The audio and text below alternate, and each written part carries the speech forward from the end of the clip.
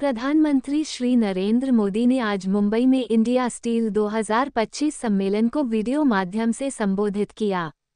प्रधानमंत्री ने अपने संबोधन में कहा कि अगले 2 दिनों में भारत के उभरते क्षेत्र इस्पात उद्योग की संभावनाओं और अवसरों पर चर्चा की जाएगी। उन्होंने कहा कि यह क्षेत्र भारत की प्रगति का आधार है तथा विकसित भारत की नींव को सुदृढ़ बनाते हुए देश में परिवर्तन का नया अध्याय जोड़ रहा है। प्रधानमंत्री ने इंडिया स्टील 2025 में सबका स्वागत करते विश्वास व्यक्त किया कि यह आयोजन नए विचार साझा करने, नई साझेदारियां बनाने और नवाचार को बढ़ावा देने का प्रमोशन मंच बनेगा। उन्होंने इस बात पर जोर दिया कि यह आयोजन इस्पात क्षेत्र में नए अध्याय की नींव रखेगा। श्री मोदी ने जोर देकर कहा कि आधुनिक अर्थव्यवस्थाओं में स्टील इस्पात ने मूल ढांचे की अहम भूमिका निभाई है।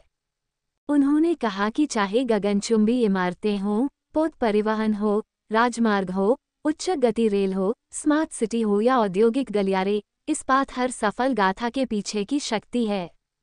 उन्होंने कहा कि भारत $5 ट्रिलियन की अर्थव्यवस्था बनने के लक्ष्य को प्राप्त करने की ओर अग्रसर है, जिसमें इस्पात क्षेत्र इस अभियान में महत्वपूर्ण भूमिका निभा रहा है। प्रधानमंत्री ने भारत के दुनिया के दूसरे सबसे बड़े इस्पात उत्पादक देश बनने पर गर्व व्यक्त किया। उन्होंने कहा कि राष्ट्रीय इस्पात नीति के तहत भारत ने वर्ष 2030 तक 300 मिलियन टन इस्पात उत्पादन का लक्ष्य रखा है। उन्होंने कहा कि भारत में अभी प्रति व्यक्ति इस्पात की खपत लगभग 98 किलोग्राम है और वर्ष 2030 तक ये बढ़कर 160 किलोग्राम होने की संभावना है। श्री मोदी ने जोर देकर कहा कि इस्पात की बढ़ती खपत देश के बुनियादी ढांचे और अर्थव्यवस्था के लिए एक स्वर्णिम मानक है।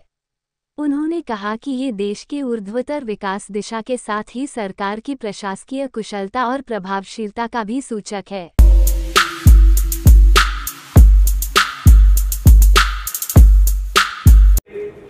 Addressing decarbonization is key priority for the ministry. The Ministry of Steel is proactively advancing the Green Steel Mission with an estimated outlay of 15,000 crore to support the industry in reducing carbon emissions and progressing towards the net zero target.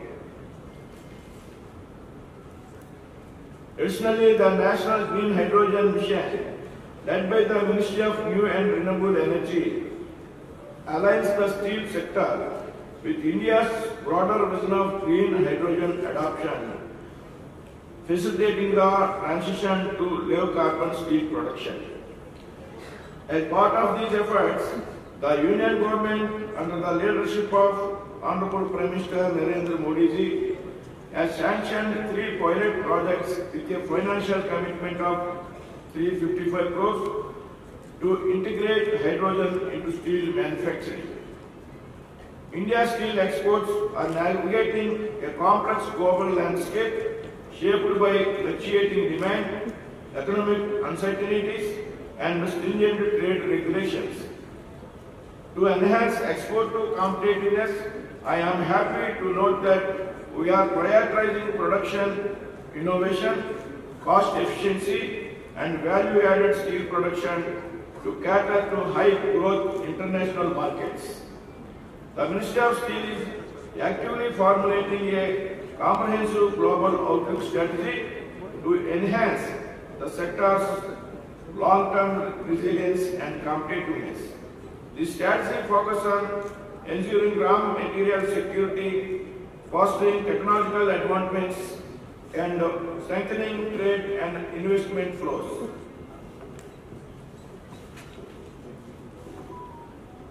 Interstate collaboration is essential for an efficient steel ecosystem, given the geographical dispersion of raw material reserves and demand centers across India.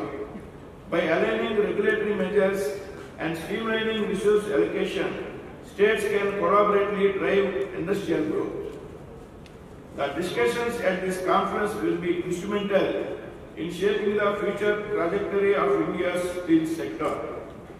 I call upon all stakeholders to come together in shaping the future of India's steel industry. Together, let us forge a future where India emerges as a global steel powerhouse leading the change in innovation, sustainability and academic excellence. Thank you all once again. Namaste. National delegates और मेरे साथियों, नमस्कार। आज और अगले 2 दिन हम भारत के सनराइज सेक्टर, स्टील सेक्टर के सामर्थ्य और उसकी संभावनाओं पर व्यापक चर्चा करने लगे हैं। एक ऐसा सेक्टर जो भारत की प्रगति का आधार है, जो विकसित भारत की मजबूत नींव है और जो भारत में बड़े बदलाव की नई गाथा लिख रहा है। मैं आप सभी का इंडिया स्टील 2025 में अभिनंदन करता हूं। मुझे विश्वास है ये आयोजन नए आइडियाज साझा करने के लिए, नए पार्टनर बनाने के लिए और इनोवेशन को बढ़ावा देने के लिए एक नए लॉन्च पैड का काम करेगा। ये स्टील सेक्टर में एक नए अध्याय की शुरुआत का आधार बनेगा। साथियों, स्टील की भूमिका दुनिया की आधुनिक अर्थव्यवस्थाओं में स्केलेटन की तरह रही है। स्काई स्क्रैपर्स हो या शिपिंग, हाईवे हो या high speed rail, smart city हो या इंडस्ट्रियल कॉरिडोर, हर सक्सेस स्टोरी के पीछे स्टील की ताकत है। आज भारत $5 ट्रिलियन इकोनॉमी के संकल्प को सिद्ध करने में जुटा है। इस लक्ष्य को साधने में स्टील सेक्टर की भी भूमिका कम नहीं है। हमें गर्व है कि आज भारत दुनिया का दूसरा सबसे बड़ा address the inaugural session. Our Minister of State, Shri Modi Verma, he was present along with Chhattisgarh Industry Minister, the CEOs of many industrial units, as well as delegates. The main objective of India Steel, as the Honorable Prime Minister said, is to discuss the way forward for steel industry, how India will become a global hub of steel industry. And as you know that our capacity as well as consumption is growing very fast. We are the only major country, major economy where consumption is growing at more than 10% for last 3-4 years, and it is expected to continue because of the continuous push of Government of India on infrastructure development, on technology upgradation. So we want that India Steel platform should be used to discuss that how the capacity will be increased, how quality will be increased, how technology will be upgraded, how specialty steel will be made in India, and also the raw materials, that iron ore, coking coal, manganese, limestone, all of that, how supply chain will be maintained, because steel is one sector where global partnerships are required, are necessary, and it is important that supply chains are maintained for production of steel. So this is the objective, and as you are seeing that with so many delegates from different companies, there are companies from 34 countries participating in this event, and there are many sessions on different topics which will be held for next 3 days. So we are totally confident that this will be a successful event. Thank you. Mr. Minister, Prime Minister has spoken about certain challenges Prime Minister? Prime Minister has spoken about certain challenges. So what is the government doing on its part to mitigate or to address those challenges concerning the steel industry? Okay. So I will answer that. Answer, So basically the Prime Minister talked about the raw material challenge, how to reduce import of raw material. In that area, government is already incentivizing coal gasification so that our import of raw material, especially coking coal, reduces. We are also advising our companies to acquire assets abroad, especially the mining assets, so that our supplies are ensured. The domestic washeries of coal are being increased by the Coal Ministry. On the iron ore side, government has brought a lot of reforms on the mining sector so that the iron ore production increases. In PLI, government is incentivizing by giving subsidies to companies. So a lot of efforts are being made at Government of India level to make India the steel hub of the world. So would you be looking at some new policies or incentives as far as the green mines are concerned? The Prime Minister want that? I think the Prime Minister, what the Honorable Prime Minister said was that the greenfield mines which have been allocated to different companies, they should start mining at a faster pace and at early stage.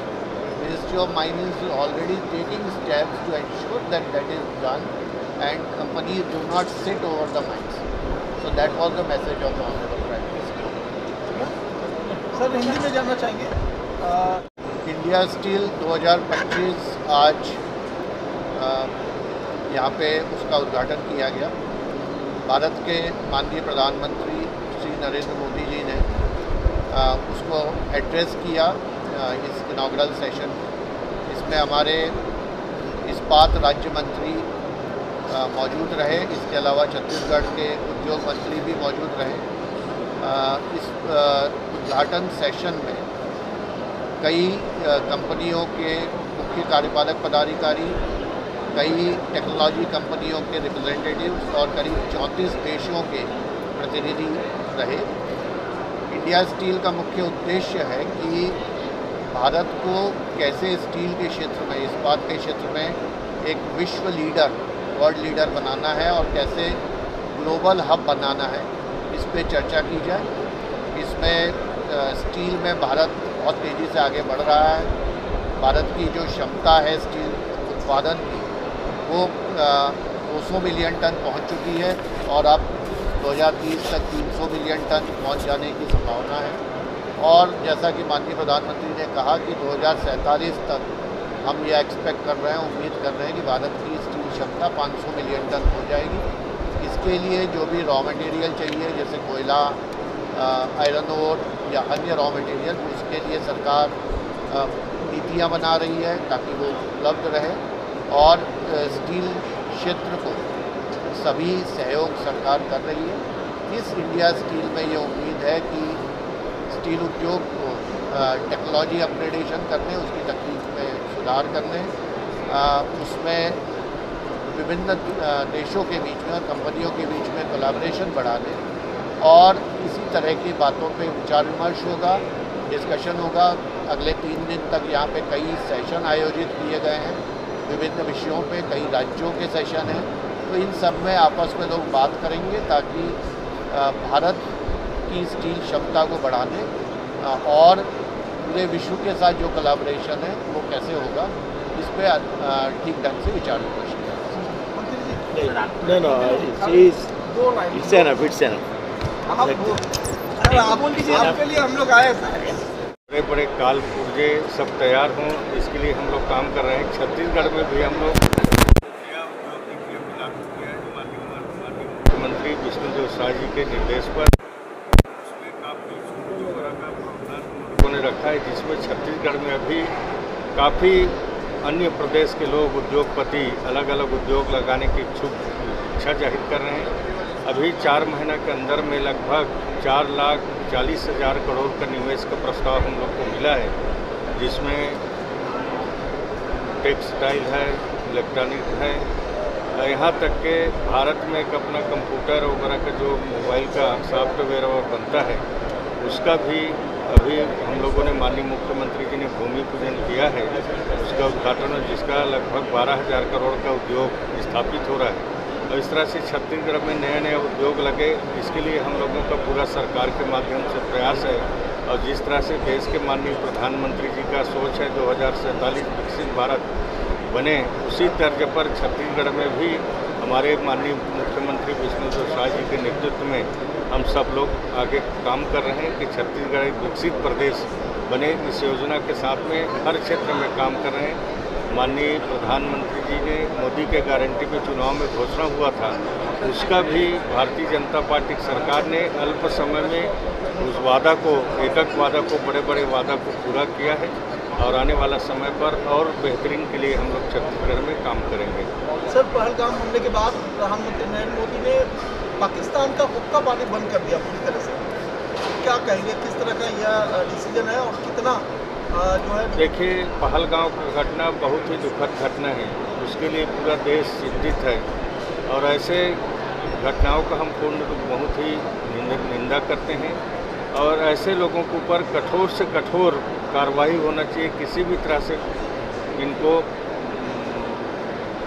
ये नहीं पनाह नहीं देना चाहिए, इनको कठोर से कठोर कार्रवाई होना चाहिए। और ऐसे लोगों को तो मौत का सजा भी होना चाहिए। और जो पाकिस्तान इस तरह से हरकत करता है, पाकिस्तान के लिए जो माननीय प्रधानमंत्री ने प्रतिबंध किया है वो सही है, क्योंकि हमेशा एक धर्म के आधार पर इस तरह से हत्या करना हमारे देशवासियों के लिए बड़ा दुर्भाग्य है। भारत में पाकिस्तानी एम्बेसी को बंद किया गया, जल संधि को भी बंद कर दिया गया, वीज़ा पासपोर्ट बंद कर दिया गया, और जो अटारी बॉर्डर है वहाँ पर भी पूरी तरह से पाबंदी नहीं, वो माननीय प्रधानमंत्री जी का सही निर्णय है। इस तरह से प्रतिबंध लगना चाहिए। क्या अब समय आ गया पाकिस्तान को सबक सिखाने का? पाकिस्तान को तो पहले सिखा देना चाहिए था। Thank you sir.